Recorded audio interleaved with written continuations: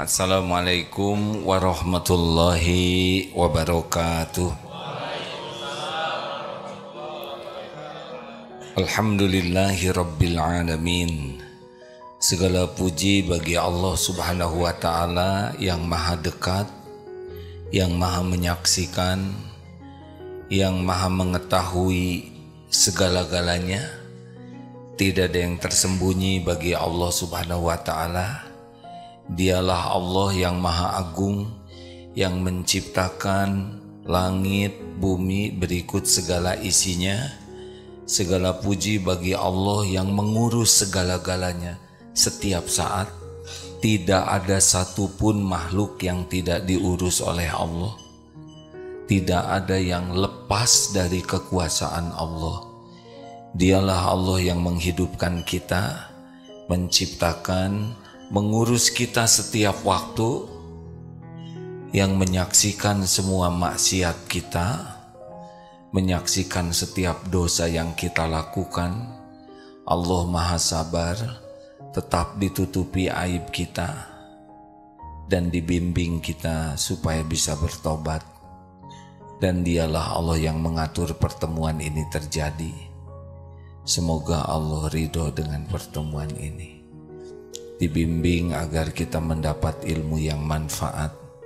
Allahumma inna nas'aluka ilman nafi'an wa rizqan thayyiban wa amalan mutaqabbalan.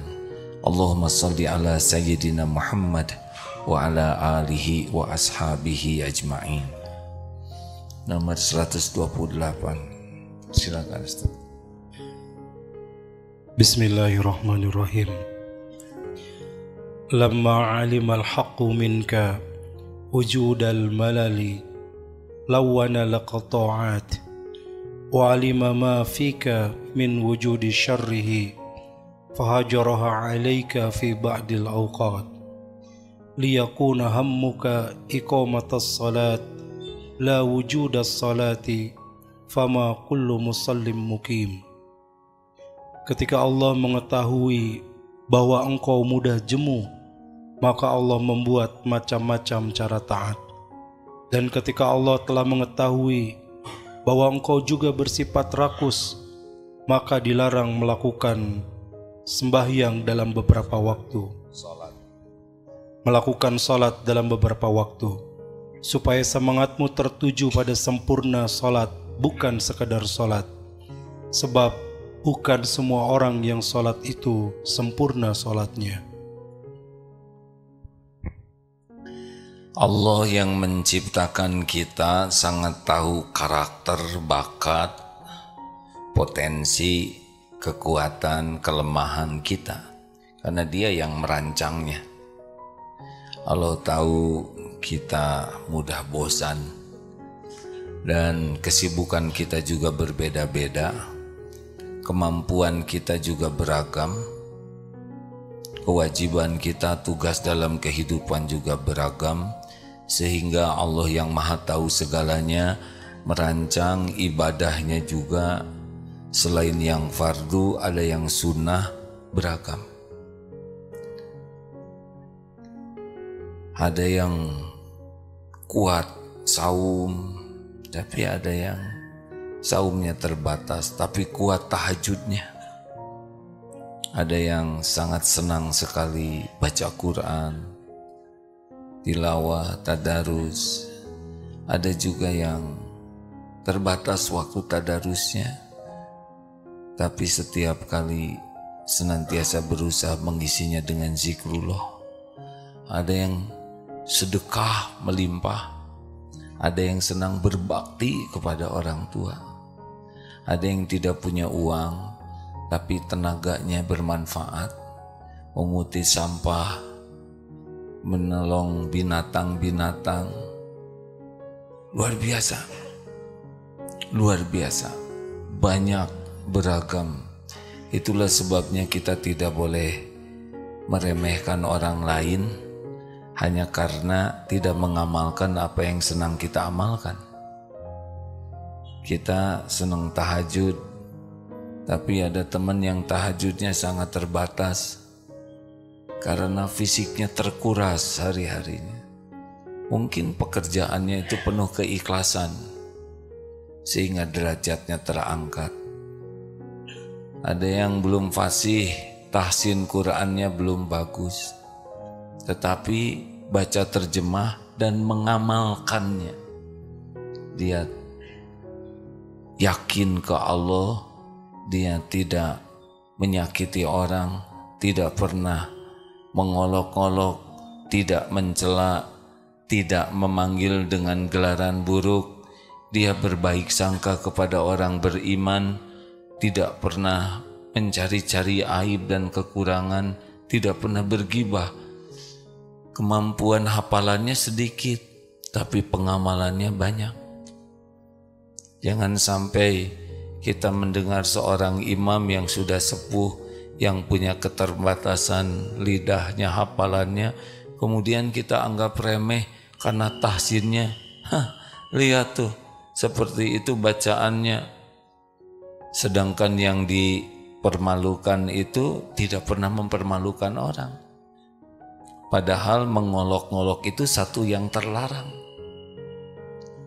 Maka dengan keberagaman kemampuan dan keberagaman ladang amal dari Allah seyogianya, kita jangan ujub, merasa mulia dengan amal yang kita lakukan, dan jangan sombong, meremehkan orang lain. Bukankah ada sahabat Abdullah bin Amr bin As yang suatu saat di masjid Rasulullah Sallallahu Alaihi Wasallam bersabda akan masuk seorang ahli surga, kemudian masuklah seorang pemuda janggutnya basah memegang terompah. 3 kali Rasulullah bersabda demikian. Siapa orang ini? Sehingga hari ketika Abdullah bin Amr bin As minta izin untuk menginap di rumahnya dan diizinkan. Pendek kata, sesudah dilihat tidak ada amalan hebatnya, kecuali satu, setiap bolak-balik dalam tidurnya selalu berzikir. Yang kedua, tidak pernah bicara kecuali baik perkataannya. Ketika mau pulang, saya mendengar Rasulullah berkata sesuatu tentang engkau, tapi saya lihat engkau begitu saja ibadahnya. Apa yang dikatakan? Ya, saya memang seperti yang engkau lihat. Oh, ada sedikit merendahkan. Dan ketika akan pulang cuma tidak ada di hati saya ghil, rasa iri, dengki, tidak suka dengan yang Allah berikan kepada orang lain. Ternyata inilah. Jadi beliau memang tidak kelihatan hebat tahajudnya, tapi tidak ada rasa dengki, kotor hati terhadap nikmat yang Allah berikan kepada saudaranya. Bersih. Itu juga amalan. Jadi hati-hati, jangan ujub kalau kita punya amalan, dan jangan menganggap yang tidak mengamalkan yang kita amalkan seperti orang yang lebih rendah dari kita. Kita yang rugi, karena sangat boleh jadi punya amalan lain yang kita tidak tahu, dan benar itu sunnah Nabi dan diterima oleh Allah Subhanahu wa Ta'ala. Saat yang sama, kita juga kalau sudah suka sesuatu, suka rakus, maka Allah memberikan rambu-rambu, larangan-larangan. Waktu sholat ada yang terlarangnya, supaya kita tidak melampaui batas. Karena fokusnya dalam sholat itu sebetulnya bukan banyaknya sholat, tapi kualitas sholat. Seperti doa tadi, Allahumma inni as'aluka ilman nafi'an. Ini Rasulullah setiap ba'da subuh permintaannya adalah 3 target harian, ilmu yang manfaat. Bukan hanya ilmu, tapi ilmu yang manfaat. Banyak bertebaran ilmu, tapi tidak semua yang manfaat. Kita minta yang manfaat saja. Yang kedua, warizqan thayyiban, rizki yang baik, bukan rizki yang banyak. Rizki yang baik itu adalah rizki yang baik bagi lahir, bagi batin kita, bagi akal kita, bagi diri, bagi orang lain, bagi dunia kita, bagi akhirat kita. Kita ingin rezeki yang baik, bukan banyak. Berkah namanya, kebaikan yang banyak dan langgeng. Jadi tidak usah membanding-bandingkan jumlah rezeki, karena itu terserah Allah membagikannya kepada siapa saja. Dan jumlah itu adalah ujian. Rasulullah tidak cemas dengan kemiskinan, tapi yang mencemaskan tuh dibukanya dunia. Jadi bermegah-megah, berlomba-lomba dengan dunia. Dan yang ketiga, wa amalan mutaqabbalan. Yang diminta itu adalah amal yang diterima, bukan sekedar amal. Nah, seperti sholat barusan kan ada yang qad aflahal mu'minuna alladzina hum fi sholatihim khasyi'un. Ada yang amat sangat beruntung, sungguh sangat beruntung orang yang beriman dan khusyuk dalam sholatnya. Tapi dalam surat Al-Ma'un, fawailul lil musallin alladzina hum an sholatihim sahun. Celakaan, kalau yang sempat dipelajari, fawailul itu ada dua makna. Satu, kecelakaan, kebinasaan bagi orang yang sholat, alladzina, orang-orang yang lalai dalam sholatnya, dan neraka, salah satu lembah neraka, masuk neraka yang lalai dalam sholatnya. Kata Imam Ibnu Qayyim, semoga Allah merahmati beliau, ada 6 ciri orang yang lalai dalam sholatnya. Tolong diperhatikan, siapa tahu ini ada pada diri kita. Orang yang sholat tapi lalai. Satu, ciri orang yang sholatnya tidak bagus, yang pertama adalah sholat itu jadi beban. Dia akan merasa berat dan malas untuk melaksanakan sholat. Jadi beban sholat itu, akibatnya dia menjadi berat dan malas. Dua, ciri yang kedua orang yang lalai dalam sholatnya adalah riya. Dia sholatnya demi penilaian orang. Dia sholat hanya untuk diakui orang lain bahwa dia sholat. Maka sholatnya itu mementingkan dinilai orang. Tiga, dia suka sekali melambat-lambatkan dan mengakhirkan sholat. Jadi ciri khasnya orang yang munafik ya begitu, sholatnya diakhir-akhirkan terus tanpa alasan. Alasannya duniawi saja. 4, cepat sholatnya tuh, gesit, tangkas. Sujudnya seperti ayam matuk, burung matuk. Tidak ada tumanina. Fatihahnya Subhana Rabbiyal Azim, sujudnya semuanya serba cepat. Yang kelima, sedikit ingat Allahnya.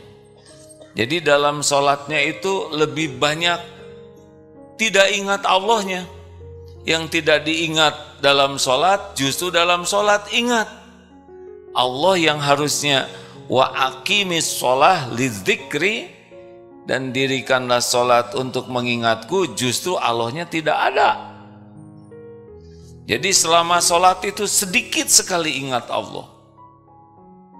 Dan yang terakhir, tidak suka mengejar berjamaah.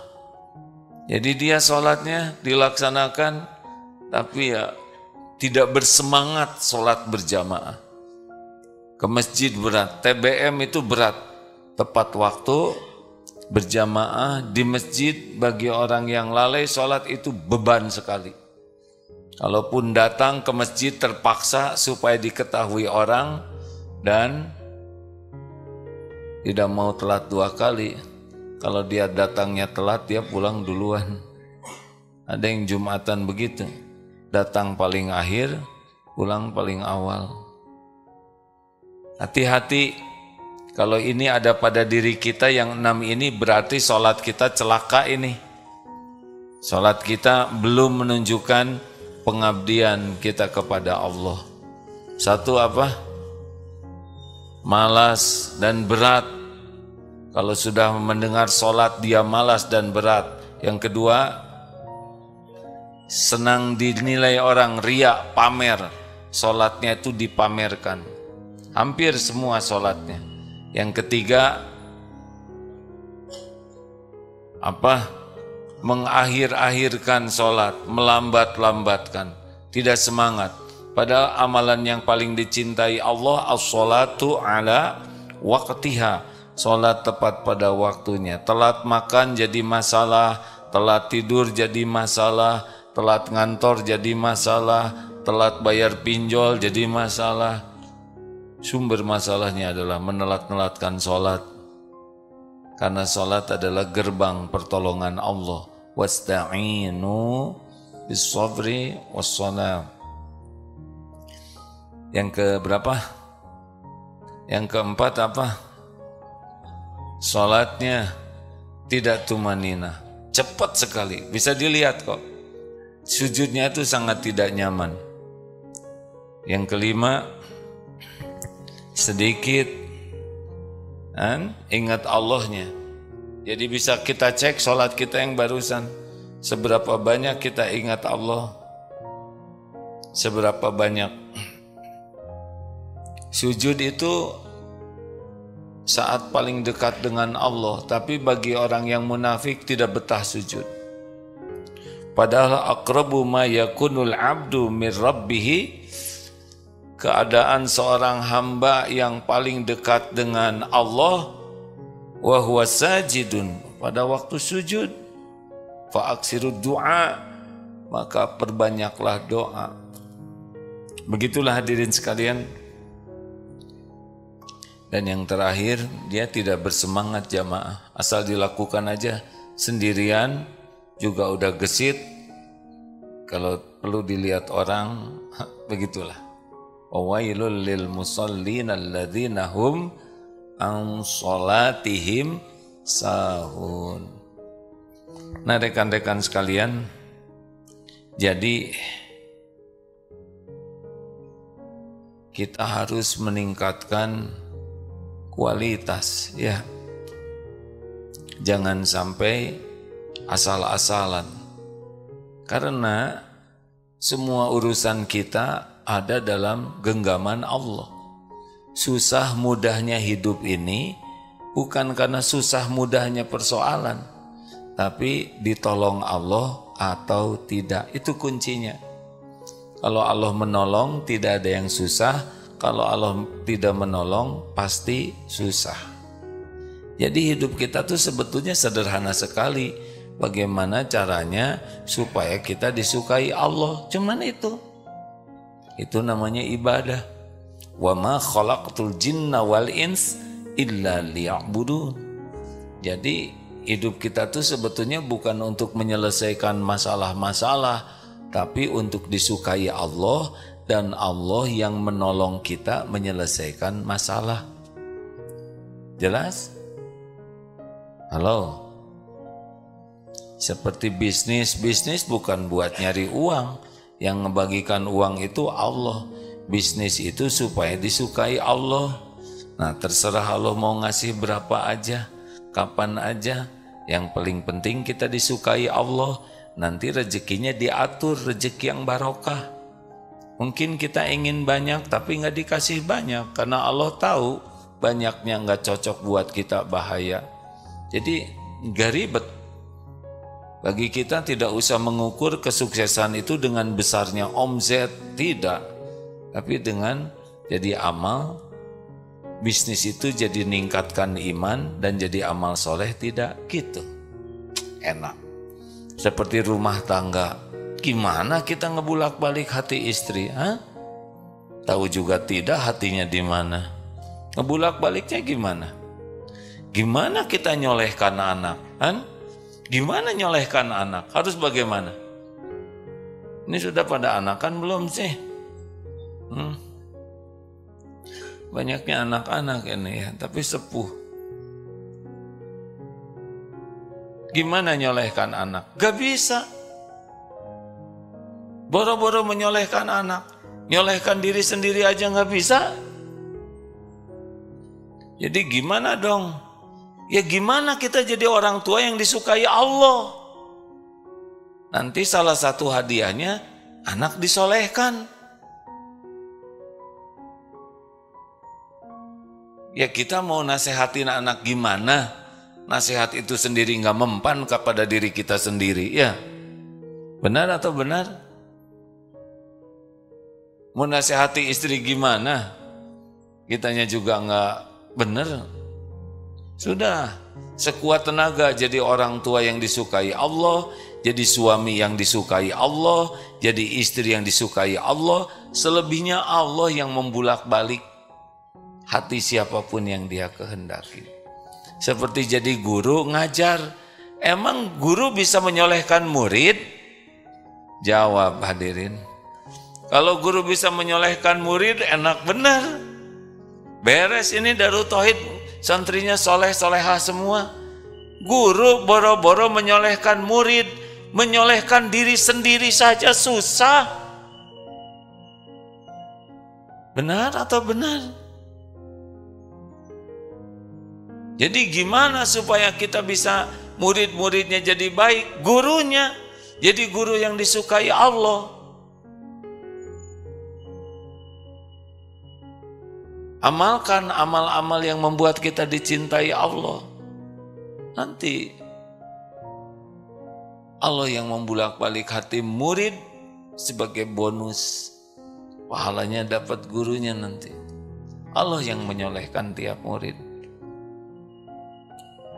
Begitu, kalau dagang tidak usah ribet dengan banyak omong, muji-muji dagangan, kemudian pakai sumpah palsu. Mau apa? Emang pasti orang beli? Enggak, udah ngebohong, udah sumpah, gak dikasih rezekinya oleh Allah, dapat dosanya. Dagang aja yang baik. Supaya jadi pedagang yang disukai Allah.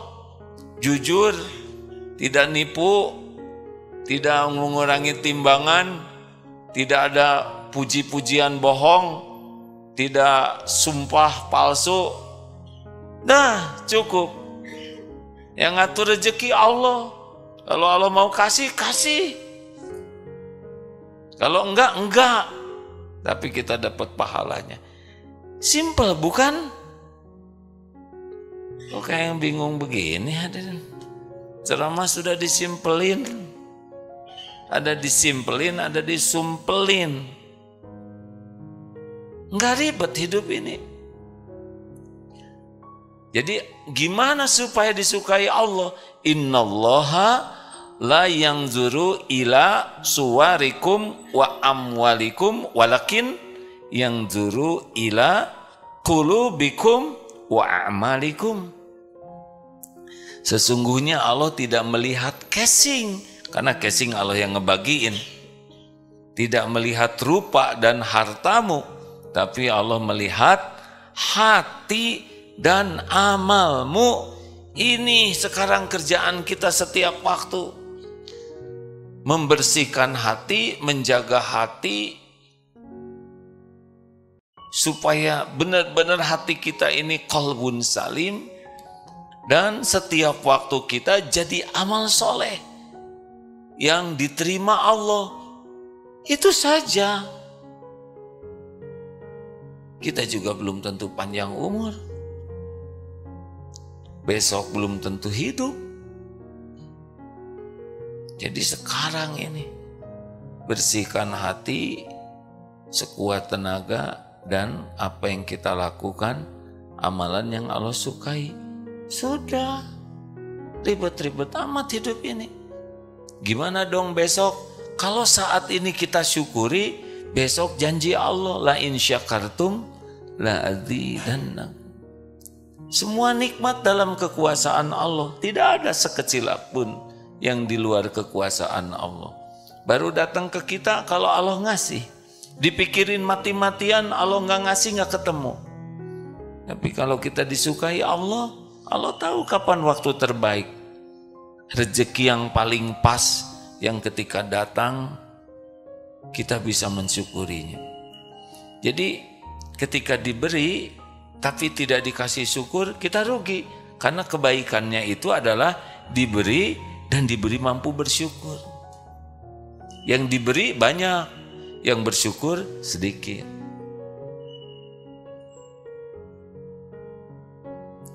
Berharga mana 1 miliar atau alhamdulillahi rabbil alamin? Alhamdulillah. Kalau paham. 1 miliar penjahat juga dikasih. Alhamdulillah yang asli tidak dikasih mereka. Ada yang alhamdulillah hanya lisan. Tapi alhamdulillah yang yakin nikmat ini milik Allah, nikmat ini dari Allah, wa ma bikum min ni'matin faminallah, alhamdulillahi rabbil alamin. Itu lebih bernilai dari triliunan.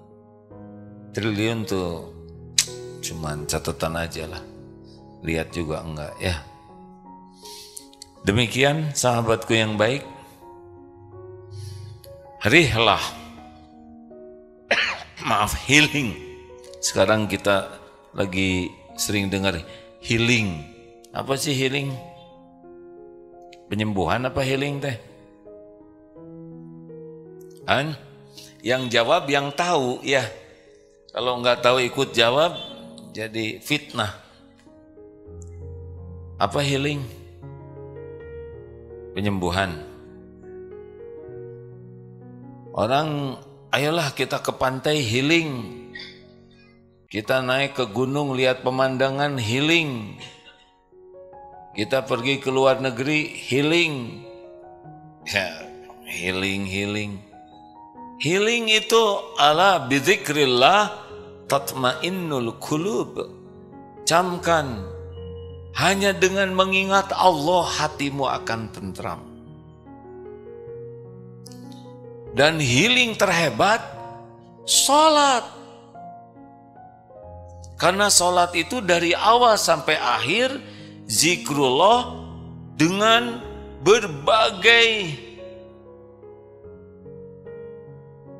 berbagai aktivitas zikrullah yang top.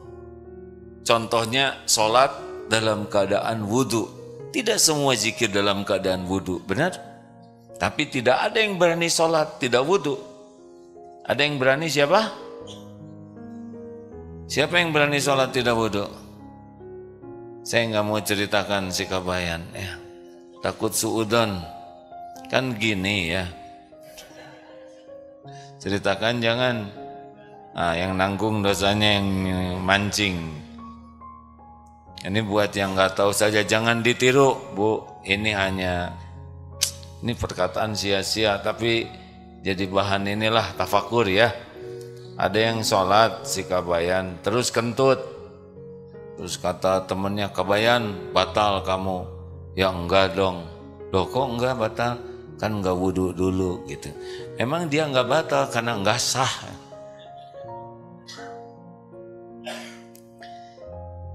Salat ngadep kiblat, tidak semua zikir kita ngadep kiblat. Tidak ada yang berani salat kecuali kalau sudah tahu kiblat dia menghadap kiblat, benar? Dalam salat lengkap dari niat lillahi ta'ala. Dari takbir diakhiri salam. Ada takbir, tahmid, tahlil, tasbih, ada komplit. Ada ummul Quran, Fatihah, ada surat-surat, ada ruku, ada sujud, ada doa yang diapit 2 sujud. Lengkap itu. Minta ampunan, Rabbighfirli. Ditutup semua dosa. Minta curahan rahmat Allah, warhamni. Minta kecukupan, wajburni. Minta derajat diangkat, dicegah dari kehinaan, warfa'ni. Aduh, ini top semua nih. sudah diampuni, dirahmati, dicukupi, diangkat derajatnya, ingin rizki yang halal barokah, warzukni. Bingung untuk bersikap, harus ada tuntunan, wahdini, petunjuk. Ingin diselamatkan dari tipu daya setan, dari kejahatan makhluk, dari ketersesatan, wa'afini. Ingin dihapuskan semua jejak aib dan dosa, wa'fu anni. Coba itu. Ini lihat, untuk doa ini saja begitu panjang permulaannya, ya. Fatihah, ruku, i'tidal, sujud. Keluarlah doa ini, ditutup sujud lagi. Padahal di sujud aja ini wa aksiru doa, ini saat paling mustajabnya doa. Sayang, kita tidak memanfaatkan sholat ini sebaik-baiknya. Benar? Tahu penyebabnya apa? Salah satu penyebabnya kita tidak mengerti arti sholat. Kita baca Fatihah tidak ingat permintaan kita yang sangat hebat dalam Fatihah. Ihdinas siratal mustaqim, siratal ladzina an'amta alaihim. Orang yang diberi nikmat ada 4. Nabiyyin, syidiqin, syuhada, solihin. Itu dalam Fatihah tuh. Kita minta, Nabiyyin sudah tidak mungkin kita, tapi jadi syidiqin, orang yang benar, syuhada, orang soleh. Kita tidak sadar waktu Fatihah itu kita minta sesuatu yang luar biasa. Dan takut kita termasuk orang yang dimurkai Allah dan sesat. Tapi Fatihah lewat saja. Benar? Lewat saja. Bismillahirrahmanirrahim. Ar-Rahmanir-Rahim. Maliki yaumiddin. Iyyaka na'budu wa iyyaka nasta'in. Ihdinas siratal. Bahkan ada yang lebih cepat dari itu. Bismillahirrahmanirrahim. Udah belum nih Fatihahnya? Kayaknya udah nih. Perasaan agak lama. Yang sebelah saja tadi awalnya bareng dia udah seruku. Berarti udah kan? Dan celakanya udah sholatnya ngaco, tidak menyesal. Jadi ketika istighfar itu lewat saja. Astagfirullah, astagfirullah, astagfirullah.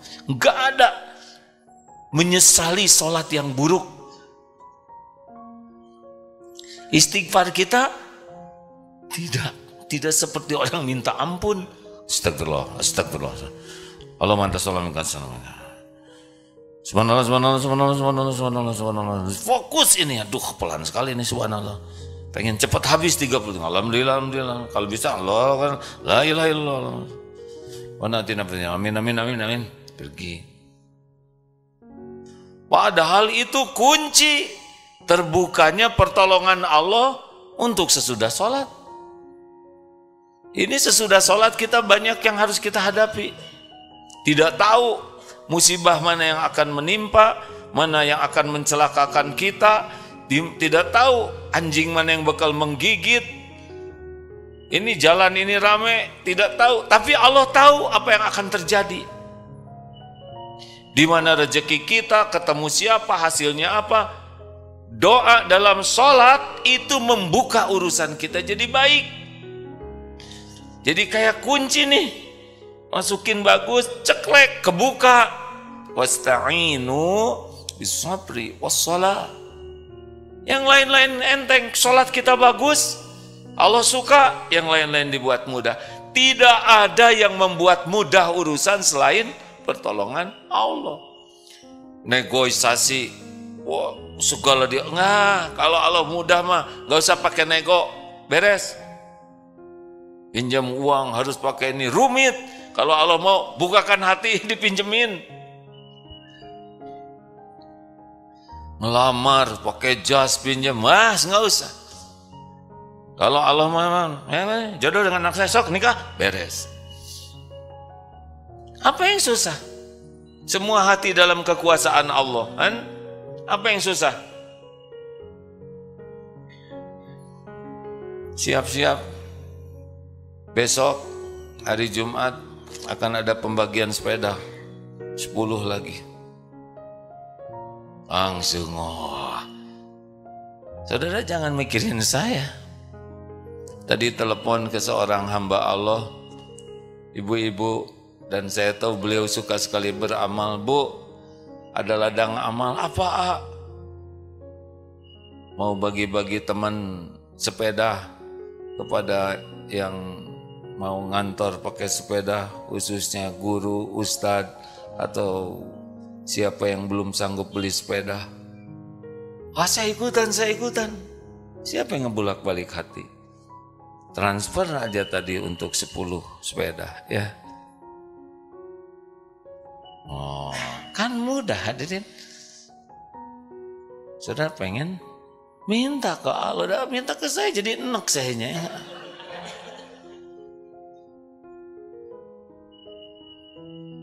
Allah yang menentukan.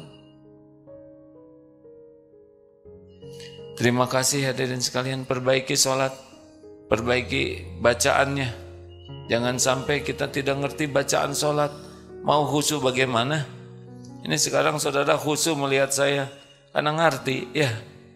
Coba saya pakai bahasa Itali. Saya stres, saudara stres ya.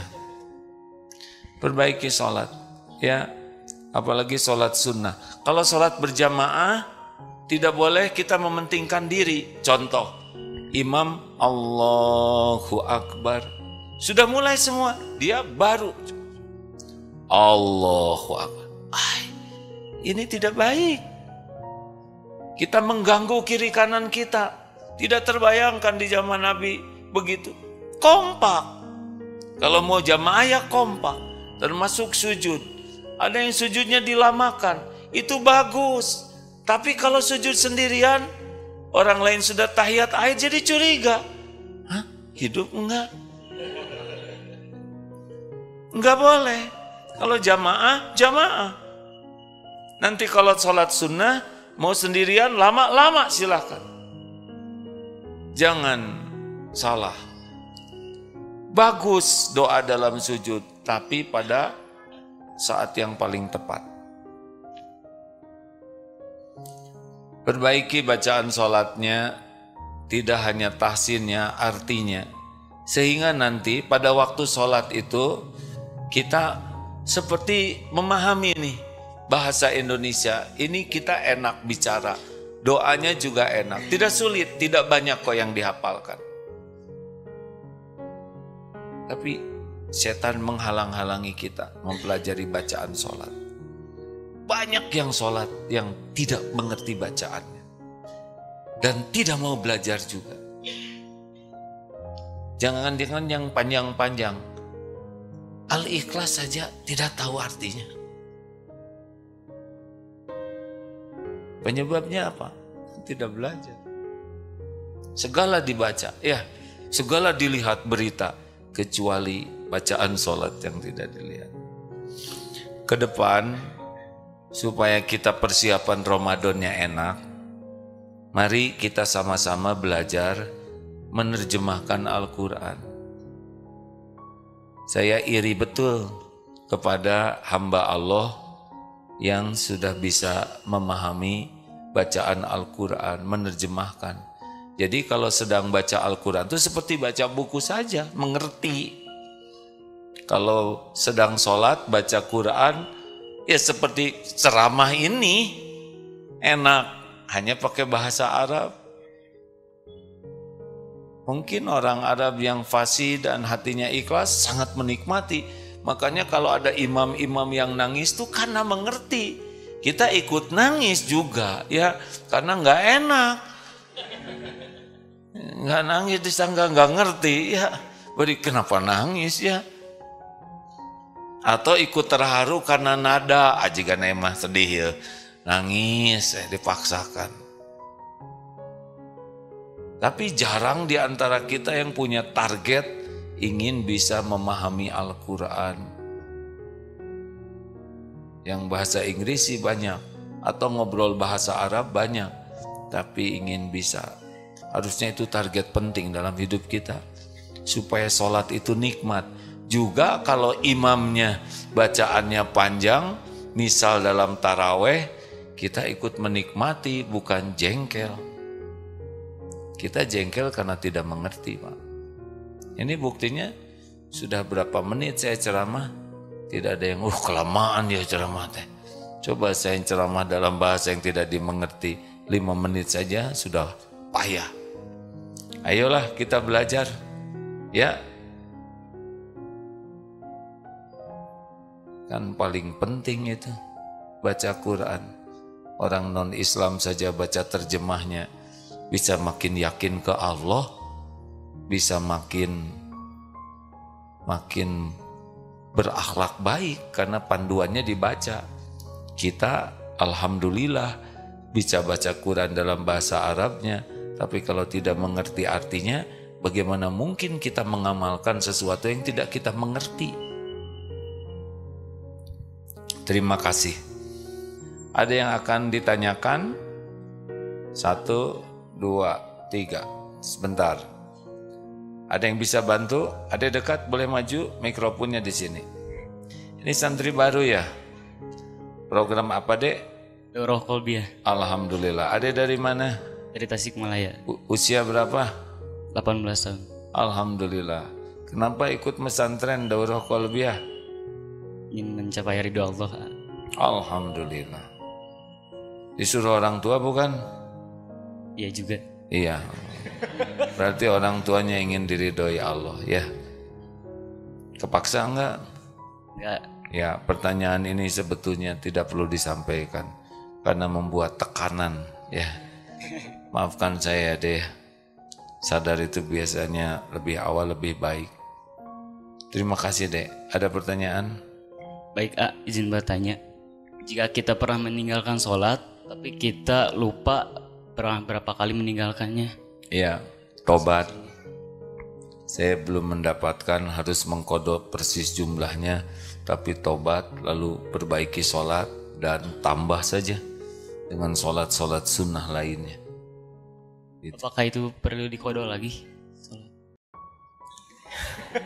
Gak apa-apa, jangan suka dikomentari.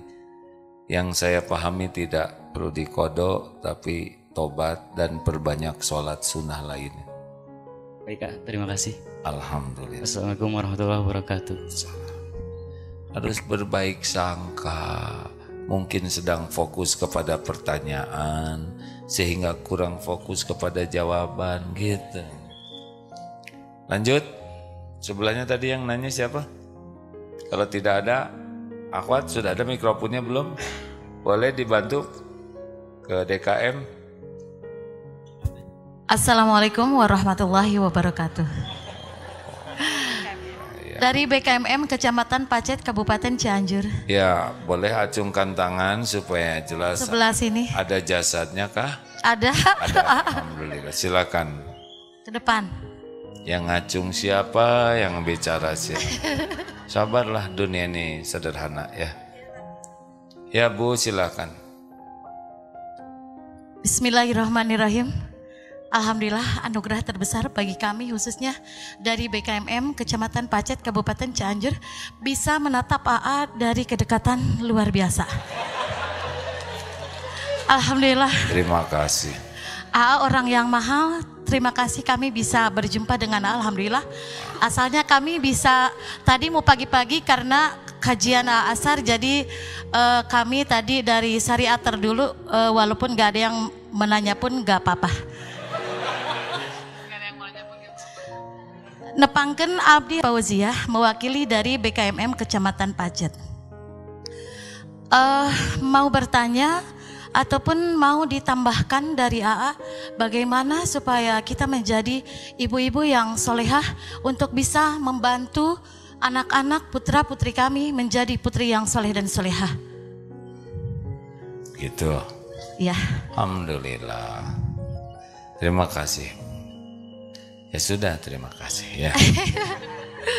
Jawabannya di atas pisan AA. Terima kasih Bu. Luar biasa. Baik, bagaimana menjadi ibu yang soleha, bapak soleha? Pertama yang paling penting adalah ada 3 cirinya ya. Kalau menurut Imam Ibnu Rajab, 1, pembelajar sejati.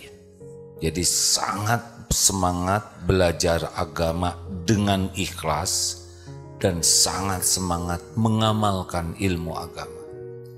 Kalau ini tidak dilewati, nggak bisa. Karena iman dan amal soleh semuanya bergantung ilmu. Pupuk iman adalah ilmu, pemandu amal adalah ilmu. Siapapun yang tidak semangat belajar dan semangat mengamalkan ilmu tidak bisa menjadi soleh, solehah. Orang soleh, solehah itu cirinya adalah sangat semangat untuk nambah yakin ke Allah dan semangat jadi amal soleh. Nah, kalau ibu lihat saja, ibu buka HP, berapa banyak buka Quran di HP dengan terjemahnya, atau buka WA yang lain-lain, atau medsos yang lain, itu menentukan. Kalau lebih banyak yang lain-lain dan sedikit sekali baca ilmunya, padahal kita hutang belajar sangat banyak. Ilmu kita sangat sedikit. Kalau ilmu agama sangat sedikit, maka ngarang hidupnya ini.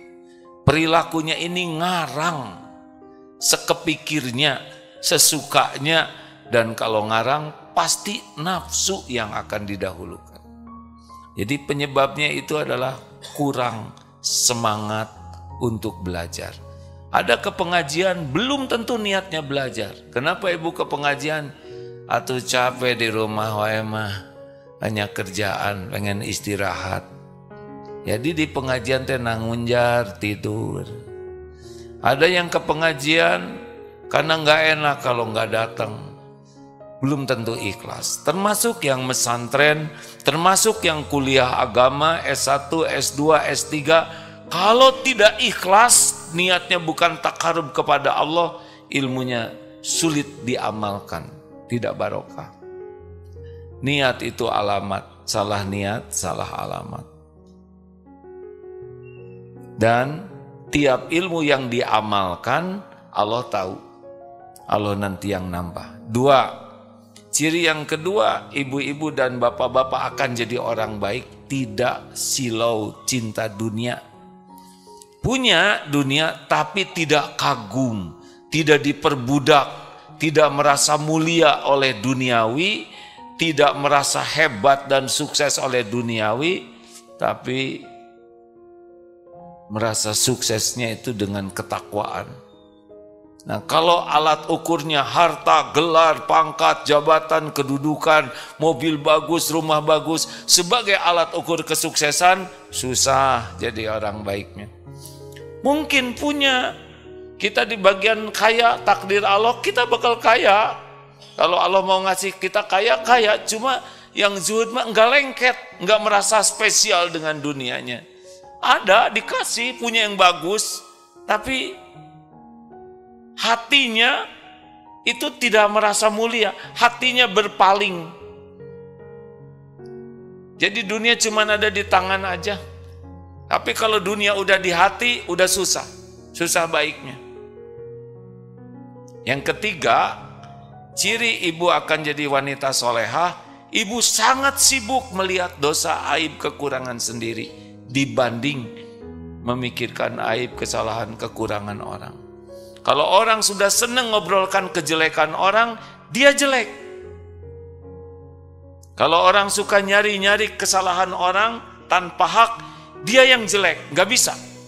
Tidak ada orang menjadi baik selain memasuki pintu tobat. Tidak ada orang bisa tobat kecuali dia bisa jujur melihat dosanya sendiri. 3 ini aja dulu, Bu. Mangga dituang ku Ibu. Ya. Hatur nuhun. Terima kasih. Silakan. Terakhir. Saya sampaikan sebentar hatur salam tipun lanceuk ka. Oh, alhamdulillah. Assalamualaikum. Waalaikumsalam warahmatullahi wabarakatuh. Salam kembali, ya. Boleh dipinjamkan mikrofonnya sini. Allah sedang melihat kita tidak? Jawab. Apakah malaikat hadir bersama kita? Hadir. Mungkin jin Islam juga ada yang hadir di sini. Biasanya saya tidak tahu ya. Dan saya tidak ingin tahu. Tapi kalau hadir, alhamdulillah. Masjidnya sama. Ya. Bismillahirrahmanirrahim. Assalamualaikum warahmatullahi wabarakatuh. Masya Allah, relate banget kajian petang ini gitu. Sama yang sedang saya galauin. Yang pertama, kemarin niat sama Allah pengen healing terus kepikiran pengen ke Darul Tauhid, pengen iktikaf di sini gitu kan. Terus dengar kajian AA, gimana ongkosnya, minta sama Allah, terus ya Allah pengen ke Darul Tauhid, qadarullah, saudara bayar utang, Masya Allah, jadi bisa buat beli tiket kereta api dari Bekasi ke sini. Masya Allah. Terus materinya juga tentang sabar dan sholat. Akhir ini sih maksudnya ya akhir-akhir ini saya kayak lagi ngerasa hopeless gitu tentang pendamping hidup dan jodoh pekerjaan impian gitu kan. Seperti nasihatnya AA yang selalu bilang sabar sama sholat gitu, dan saya lagi berusaha nerapin itu dalam diri saya gitu. Bilang sama Allah, ya Allah udah nggak bisa apa-apa, udah terserah Allah lah kayak gimana gitu. Bisanya sholat sama sabar, kadang ya bisa netesin air mata, tapi orang-orang sekitar itu nganggep saya tuh kurang ikhtiarnya gitu. Misal saya mau dapat pendamping hidup, ya saya ningkatin value gitu, ningkatin value tuh gimana, berat badan atau apa? Ningkatin apa ya dandan yang cantik gitu kan, atau naikin skill gitu kan. Nanti tuh insya Allah ada yang mendekat seperti itu. Atau ketika jodoh impian, ya udah belajar kan, pembukaan CPNS bentar lagi kayak gitu, ikut kursus ini kursus itu gitu. Padahal di satu sisi saya bilang saya udah melakukan itu dan lagi di tahap udah ya Allah udah capek itu, maksudnya ya Allah udah terserah Allah aja deh gimana gitu. Nah disangkapnya kurang gitu ikhtiarnya. Pertanyaannya di sini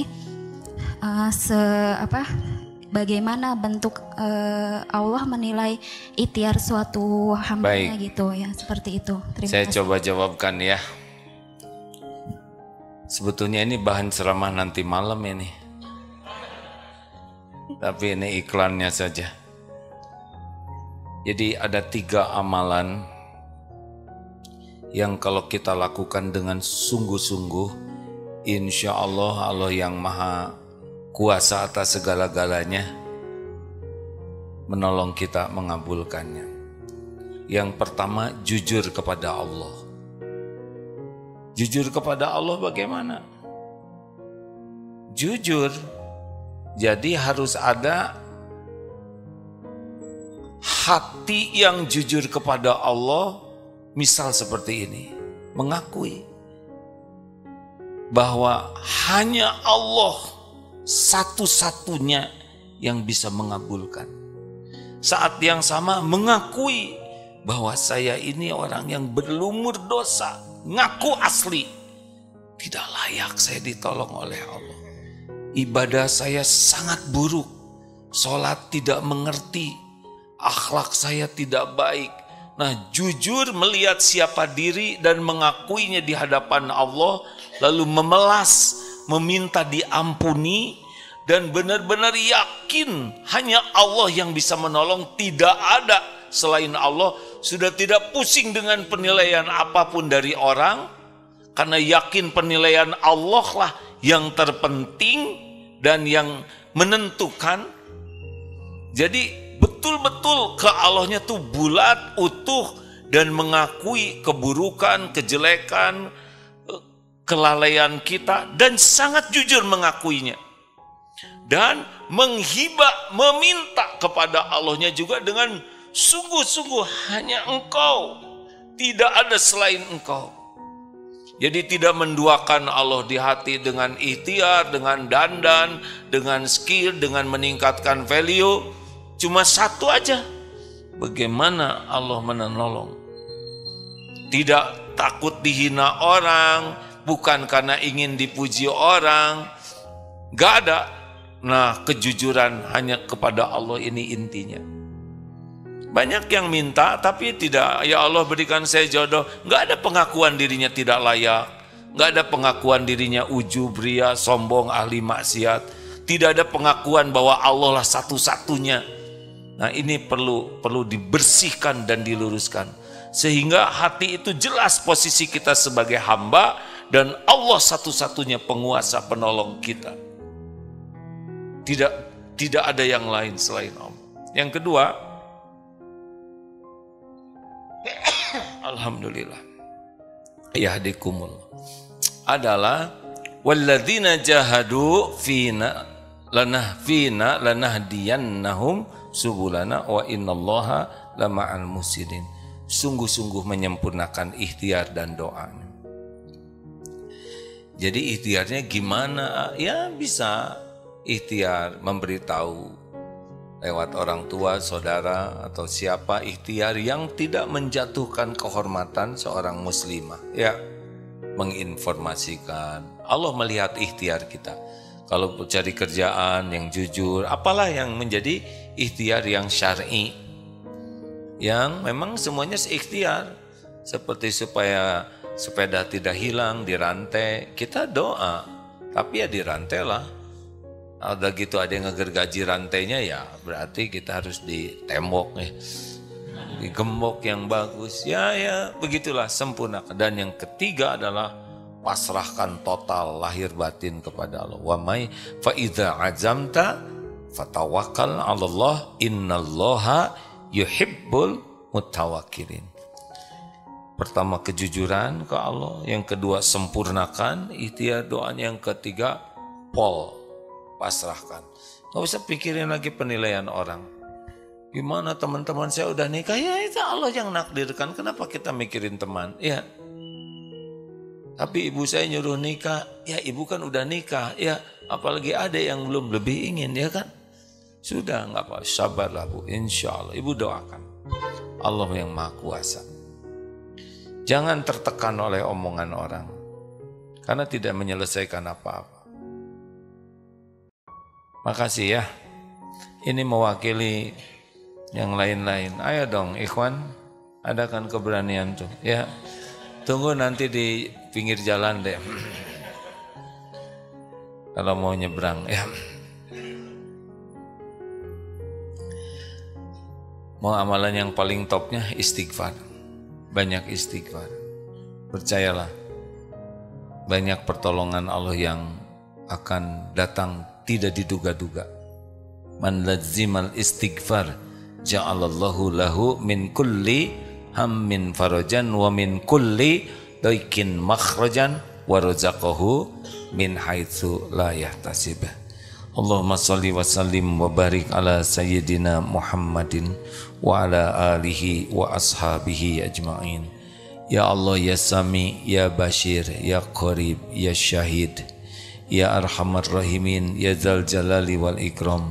Allahumma inna nas'aluka bi annaka lakal hamd la ilaha illa ant wahdaka la syarika lak ya Mannan badi'us samawati wal ard ya Dzal Jalali wal Ikram ya Hayyu ya Qayyum bi rahmatika nastaghits. Ya Allah, catatkan kami menjadi hamba-hamba yang Engkau cintai ya Rabb. Ampuni sebanyak apapun dosa dan aib kami. Ya Allah, ampuni segala kemusyrikan yang terang-terangan, yang halus, yang ada pada diri kami. Ampuni segala kemunafikan kami ya Allah. Ampuni setiap ujub dan kesombongan kami. Ampuni segala kedengkian yang ada di hati kami. Ya Allah, Rabbana zalamna anfusana wa illam taghfir lana wa tarhamna lanakunanna minal khasirin. Allahumma ij'alna minat tawwabin waj'alna minal mutatahhirin waj'alna min ibadikas sholihin. Allahumma ighfir lana wa liwalidina warhamhum kama rabbawna shighara. Duhai Allah, ampuni segala perbuatan buruk kami kepada orang tua. segala perilaku kami kepada ibu bapak kami. Ampuni ya Allah orang tua kami, bagaimanapun keadaannya. Sayangi keduanya, berkahi sisa usianya, karuniakan husnul khotimah, lapangkan kubur ibu bapak kami ya Allah, ringankan hisabnya, jadikan orang tua kami bisa bahagia di surga, jadikan kami anak yang soleh, soleha, tahu bakti, tahu balas budi. Ya Allah, ampuni guru-guru kami yang menjadi jalan hidayah bagi kami, yang menjadi jalan kami bisa mengenal-Mu, mengenal jalan-Mu, muliakan keluarga dan keturunannya ya Allah. Rabbana hab lana min azwajina wa dhurriyyatina qurrata a'yun waj'alna lil muttaqina imama. Karuniakan kepada kami ya Allah keluarga yang penuh barokah. Jadikan kami orang tua yang amanah. Karuniakan pendamping hidup yang menguatkan iman dan amal soleh kami. Titipkan keturunan yang soleh, soleha, hafiz, hafizoh yang ikhlas dan istiqomah. Ya Allah, kumpulkan kelak kami semua di surga-Mu. Jangan biarkan satu pun jadi ahli neraka-Mu. Duhai Allah yang maha menatap, karuniakan kepada kami ilmu yang manfaat, rizki yang baik, amalan yang Engkau terima. Ya Allah, perbaiki dunia kami ya Allah, perbaiki agama kami ya Rabb, karena inilah penjaga kehidupan kami. Perbaiki dunia kami ya Allah, tempat kami sekarang berada. Perbaiki akhirat kami, tempat kami kembali. Jadikan umur yang sisa ini menjadi tambahan kebaikan bagi kami. Dan jadikan kematian kami, kematian husnul khotimah, terhindarnya kami dari segala keburukan. Rabbana atina fid dunya hasanah wa fil akhirati hasanah wa qina azabannar. Karuniakan kepada kami salat yang khusyuk. Mudahkan kami memahami Al-Quran-Mu ya Allah. Mudahkan kami mengamalkannya dengan ikhlas dan istiqomah. Jadikan kami bukti keindahan Al-Quran-Mu ya Allah. Rabbana taqabbal minna ya Karim, innaka antas sami'ul alim, wa tub alaina innaka antat tawwabur rahim. Subhana rabbika rabbil izzati amma yasifun, wa salamun alal mursalin, walhamdulillah. Terima kasih. Subhanakallahumma bihamdik, asyhadu an la ilaha illa anta, astaghfiruka wa atubu ilaik. Assalamualaikum warahmatullahi wabarakatuh.